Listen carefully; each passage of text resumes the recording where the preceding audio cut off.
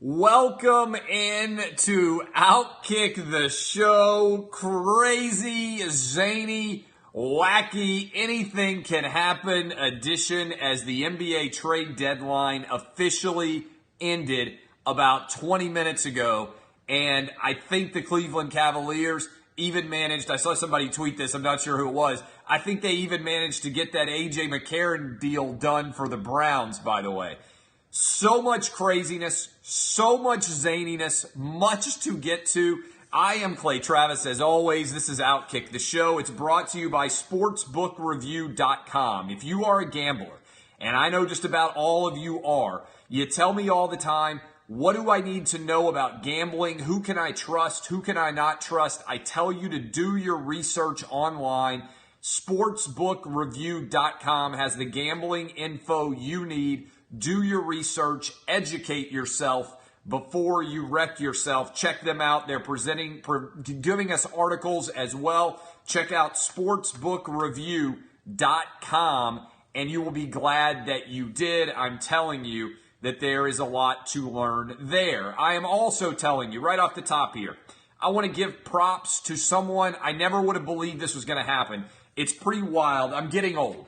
I'm 38 years old right now. Some of you know and have watched this kind of Outkick army grow. And you know that I wrote a couple of books a couple of years ago.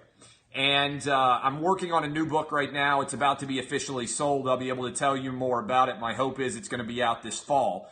But in the meantime, years ago, I wrote two different books, Dixieland Delight and On Rocky Top. The second of those books was all about the University of Tennessee. By the way, hold on. Before I get into this, let me tell you what we got on the rundown so everybody knows. First of all, you need to go to thehomeloanexpert.com. Get hooked up now. They'll take care of all your credit card debt. They'll lock you in an unbelievable rate.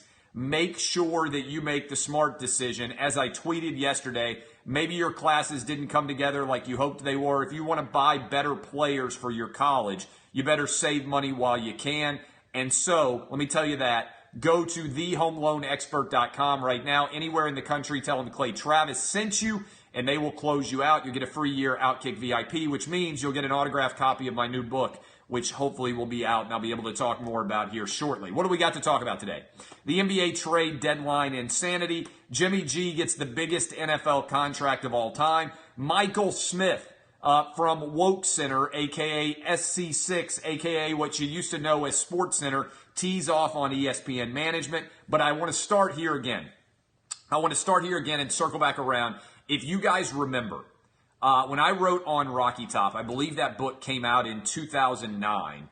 And it was about the final year that Phil Fulmer coached in 2008 at the University of Tennessee. When that book came out in 2009, there was an 8-year-old kid quoted at some point in that article about the University of Tennessee. His name was Jackson Lampley. He is now a junior, going to be a senior next year at MBA, Montgomery Bell Academy in Nashville. I know his dad, Brad Lampley. He's an awesome dude, one of the top attorneys in Nashville. Really good dude. But his son was 8 years old at the time. His son this morning officially committed as a 4-star offensive tackle to the University of Tennessee. Really awesome story. Some of you are familiar with Brad Lampley, who was one of Phil Fulmer's first recruits. You want to feel old. It is a book that I wrote about the University of Tennessee that quoted an 8-year-old kid. Now that 8-year-old kid has turned into a huge, big, 6'5", 300-pound offensive tackle, and he has now committed to the University of Tennessee as the first commitment for the class of 2019 for Coach Pruitt up at Tennessee. He's an awesome kid, but that is definitely a rarity to have an 8-year-old that turns into a 4-star offensive tackle. Everybody all over the country wanted him, and he's going to be, I think, a real asset to the University of Tennessee, and he would have been a real asset to any SEC school that got him. But I think it's amazing. Hopefully he turns into a big-time playmaker. I know he's going to be successful in life regardless, but if he does, it'll be fun for people to go back and read that story from when he was 8 years old talking about the University of Tennessee. This is an Outkick shirt. We have them in a bunch of different states. This is an Outkick shirt. Outkick is written all in red and white and blue on the outline of the state of Tennessee. You can get them at Outkick.com. The Outkick banner, we got a brand new presenting sponsor. The show is blown up in a good way. We have a lot of different advertisers who are trying to come and get on the show. And so Sportsbook Review, Oddshark, great company, but Sportsbook Review just made an offer that Oddshark couldn't match. They offered more money than Oddshark, and so we have a new presenting sponsor.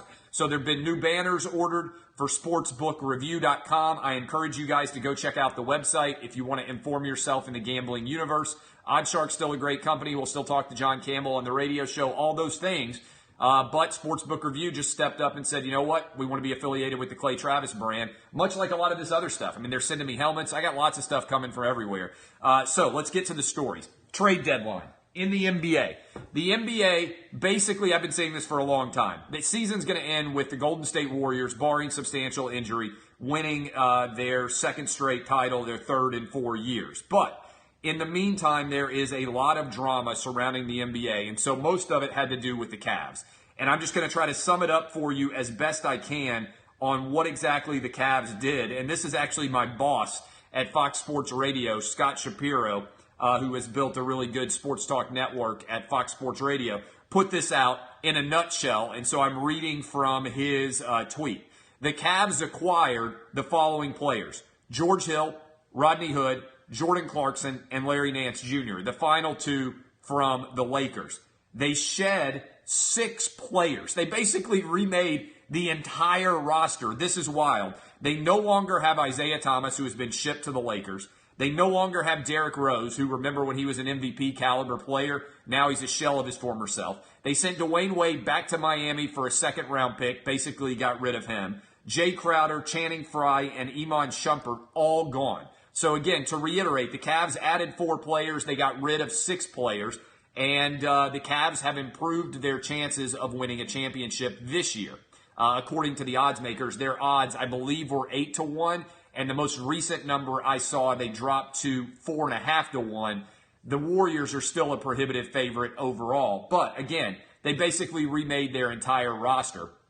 And as a result, got younger. They still have that pick that they got that could be really high depending on where, I think Brooklyn it is, right, ends up. So they got a top 5 pick depending on how the NBA draft lottery pans out. So the overall impact is, remember when everybody was like, Kevin Love sucks, I hate Kevin Love, he's the reason this team is not winning? He's still there. Kevin Love is still on the team. LeBron James is still on the team. Basically everybody else who you've gotten used to watching play for the Cavs, I guess Tristan Thompson as well, that is pretty much all they've got left. I mean, J.R. Smith, they still have, but the guys that you got used to watching, I think they only have 4 guys left now. Am I correct in this? I looked at the roster. I think they only have 4 guys left from when they won the title 2 years ago. I think the only 4 guys they have left are J.R. Smith, Tristan Thompson, Kevin Love, and LeBron James. That's crazy. That's crazy how quickly they have remade the entire roster of the Cleveland Cavaliers. Now, are they good enough to get past Boston? I don't know. We don't know necessarily. I haven't seen a lot of updates on this. Maybe one of you have. Is there any chance Gordon Hayward is going to make it back before the end of the season? I know that was insanely optimistic of him to think that he potentially could make it back in the playoffs by the end of the year, but that is pretty wild. I don't think he could get back, but he's been saying, I think they've been kind of floating around the idea that he might be back. And so, yeah, I know they're saying no, but there's at least been floated the possibility that he could be back. I still think that the Celtics have a better overall roster, but this certainly makes the East more interesting.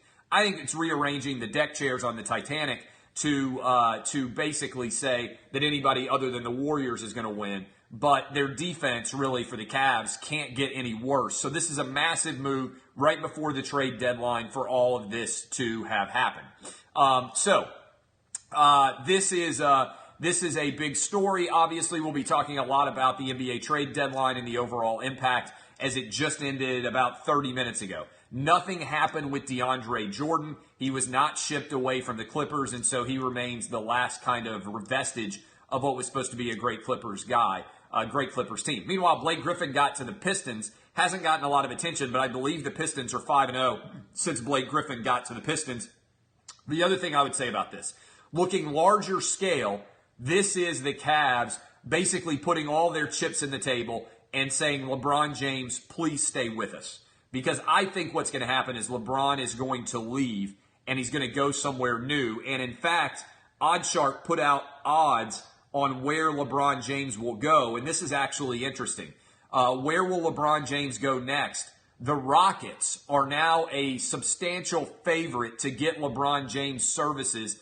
They are now plus 250. The Cavs are now at plus 450. The Lakers at plus 600. The 76ers 8-1. The Warriors 10-1. The Pistons 10-1. The Milwaukee Bucks 14-1. Spurs 16-1.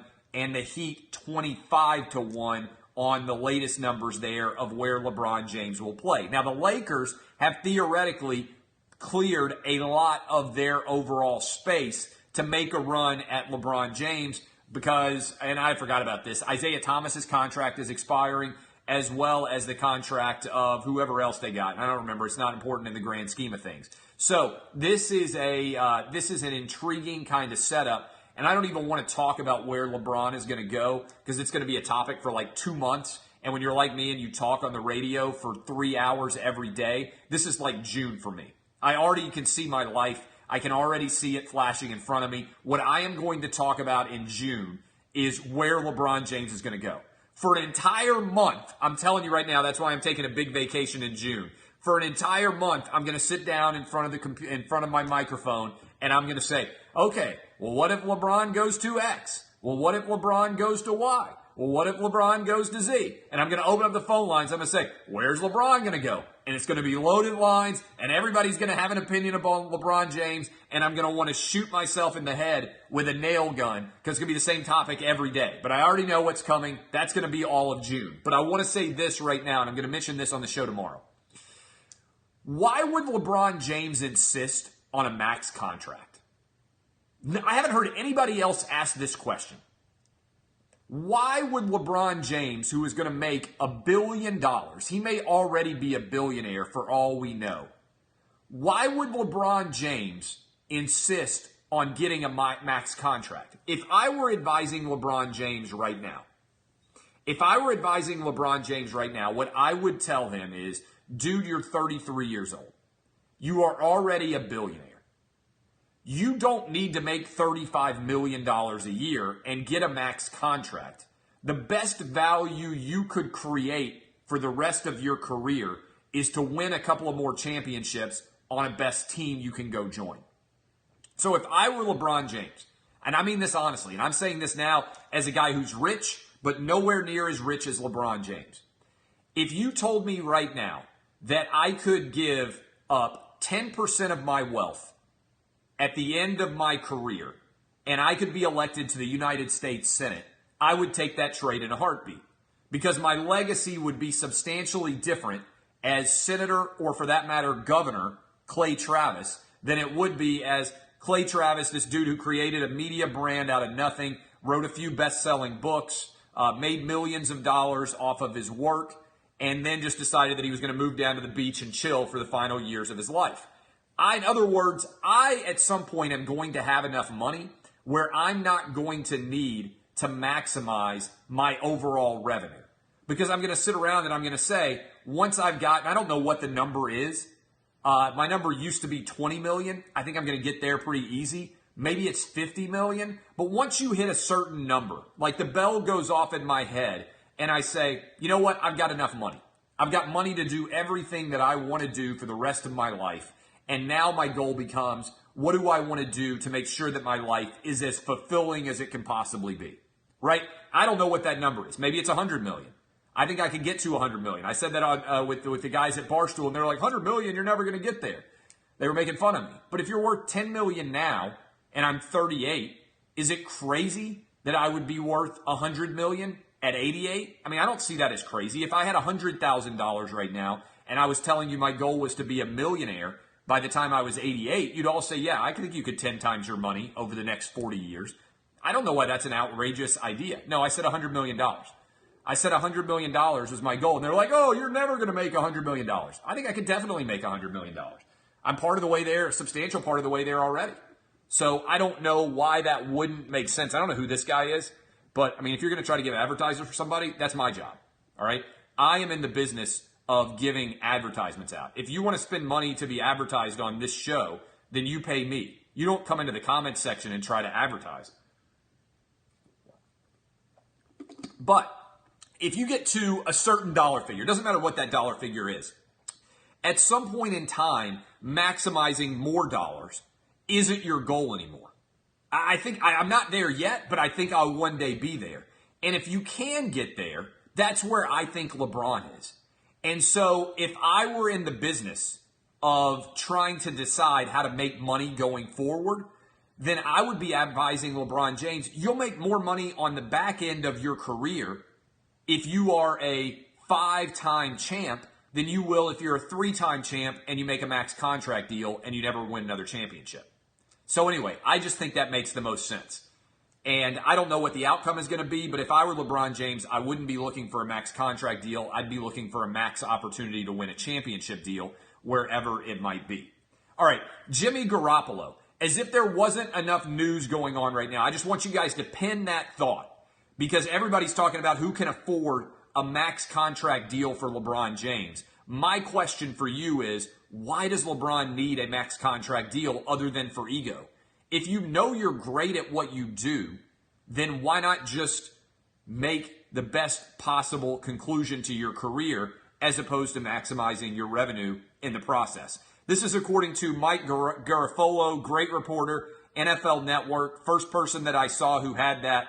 The 49ers and quarterback Jimmy Garoppolo have agreed to a 5-year, $137.5 million contract. Speaking of $100 million, let's see, 137.5 divided by 5, that's $27.5 million a year for the next 5 years. Now, I haven't seen the terms exactly broken out.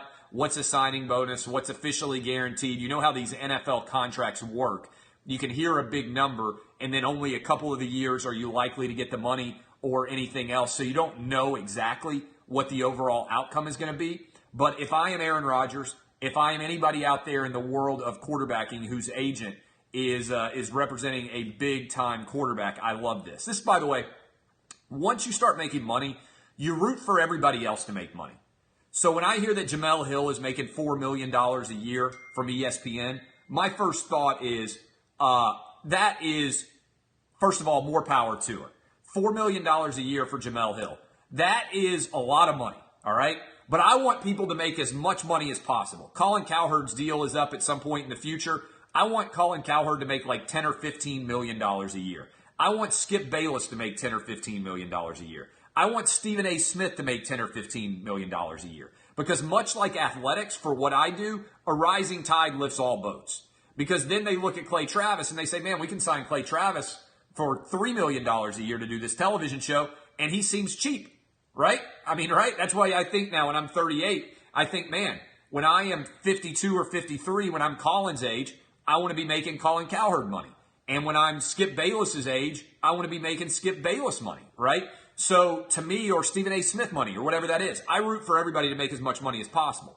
But when I see Jimmy Garoppolo get $27.5 million, I take a step back and I say, man, as good as he looked at the end of the year, let me tell you this, that should be your lesson too.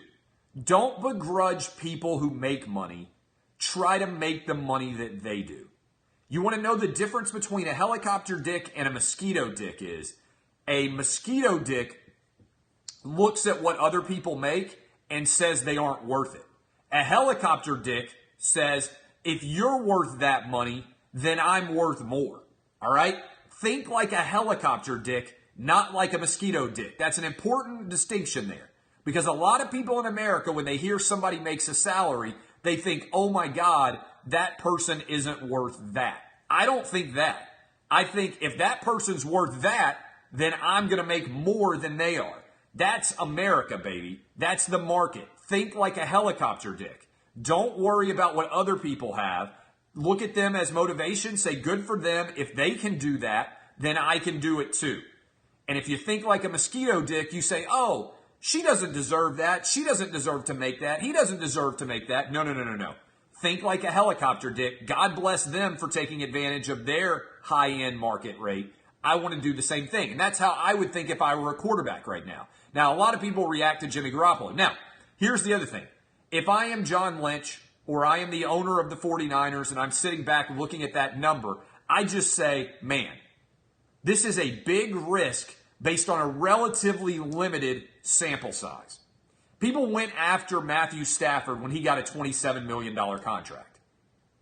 When Matthew Stafford got, I love the logo there. When Matthew Stafford got a $27 million contract, there was a long list of games that Matthew Stafford had played at a high level at. Now, some of you don't believe in Matthew Stafford and the Lions. I understand that argument, but Matthew Stafford did really, really well as the overall performer for the Detroit Lions. So you had a pretty good sense what was going to happen when you gave him more money. Jimmy Garoppolo, there is only 7 games of game film effectively on him to even know what his value is. And so I just get a little bit nervous because there's been a lot of quarterbacks who've had 7-game stretches where they looked great. Was it Matt Flynn who came in and threw for 500 yards when Aaron Rodgers wasn't in the game? And everybody said, my God, Matt Flynn looks like he's unstoppable. We've got to sign him to a massive deal. And then the Seahawks went out and signed Matt Flynn to a big deal. Actually, Matt Flynn was about to move into my neighborhood out here in Nashville. And then he pulled out at the last minute after he made an offer down the road for me in the neighborhood. I saw him this past summer at a big event. But Matt Flynn, I think, got like $18 million guaranteed, didn't he? Somebody can look that up while I'm talking to you right now. Somebody gave Matt Flynn massive dollars. And it was because he came in for Aaron Rodgers and he threw for over 500 yards. And I think he got like $18 million from the Seahawks. But I'm not sure what the exact number was. And the reason why Matt Flynn never ended up taking over as a major big-time playmaker was because they also drafted this guy by the name of Russell Wilson. And Russell Wilson came in and performed unbelievably and obviously is a top 10 quarterback in the NFL. But Matt Flynn got big money based on only a couple of games. So there is such a desire to find guys who are studs that sometimes we can overreact. And you guys are telling me that he got $20.5 million guaranteed, basically off of that one game. Now, he could have turned out to be great, but what I'm saying is I hate rewarding quarterbacks off of limited sample size, and Jimmy Garoppolo has not actually played that much in the grand scheme of the NFL. And if you look at the NFL, what they're great at over off seasons is going back and looking at your film and figuring out what you can't do and making you prove that you can do that. The NFL is a show me league. So that to me is the biggest takeaway. Now you're saying, anyway, Matt Flynn got over $10 million based on that one game. And now Jimmy Garoppolo, as the highest paid player in NFL history off of 7 games, that's a helicopter dick wager. I'm not going to lie. If I'm the 49ers, I hope that it's justified. If I am the Patriots, I'm thinking, my God. If I am the Packers, I'm thinking, what are we going to have to pay Aaron Rodgers? It's an unbelievable kind of situation. Okay, one more thing here as we continue to move through the stories. I don't know if you guys have seen this yet. I just wrote it like in the last hour. It's up on Outkick right now. You can go to outkick.com and read it. Remember last week? I think it was what day was it? Maybe it was a couple weeks ago. It was a couple weeks ago. I came on here when ESPN announced Jemele Hill was out. I told you that Jemele Hill was leaving WokeCenter, a.k.a. the 6 p.m. Sports Center. And she was going to leave WokeCenter. And I told you that a couple of weeks in advance. And then ESPN comes out and says, oh, Jemele Hill is leaving. And I told you then, I said they forced her out.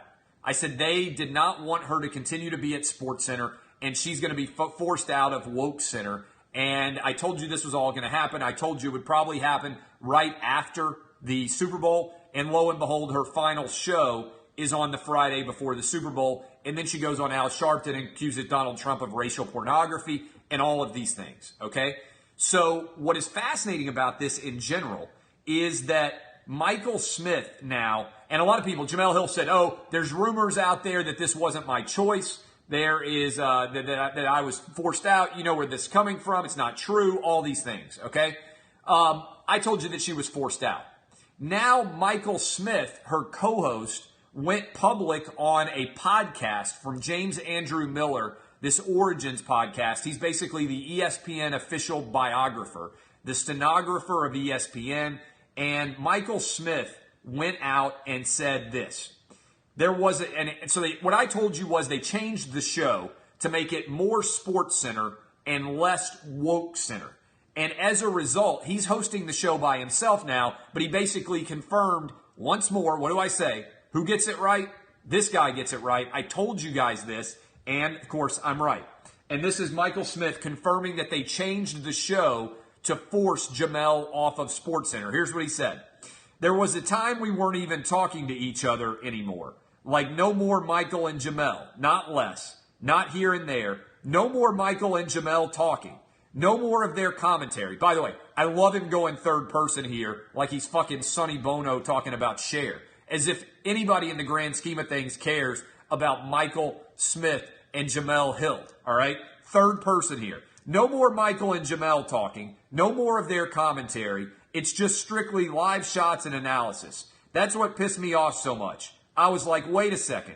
You all acknowledge that one of the strengths we have going for us as a show is Michael and Jemele's chemistry. Michael and Jemele's chemistry. Like he's fucking Michael Jackson and Janet Jackson here. Michael and Jemele's chemistry. But Michael and Jemele don't fucking talk to each other. How does that make sense? These are quotes from Michael Smith.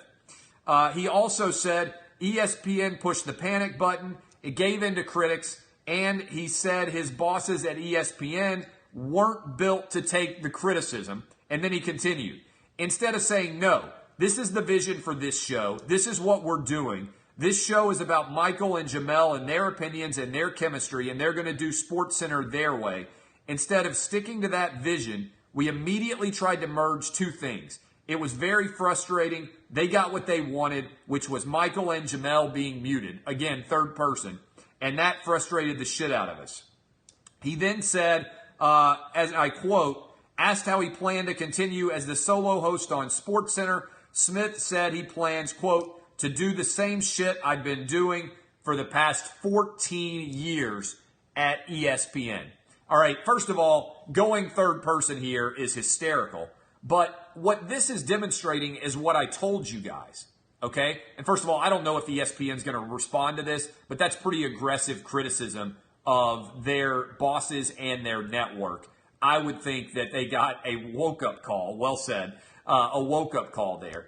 More importantly, this is what I have been telling you. There isn't any basis at all for people out there to consume WokeCenter. And in people that I talk to at ESPN, what they believe is that Michael and Jemele got an artificial sense of their significance based on their salary and based on this promotion, and that artificial sense of significance was buoyed by Twitter, which is not an accurate reflection of anything. Although, by the way, how about the stock price today? How about money that I'm making for you guys if you bought Twitter stock and you bought WWE on absolute fire? But they just happened to have a show which was on, Michael and Jemele did, right after First Take. And First Take had developed a big audience with Stephen A. and Skip. Whether you like Stephen A. and Skip or not, people tune in for their opinions. And if you follow a highly successful show, your show will do well too.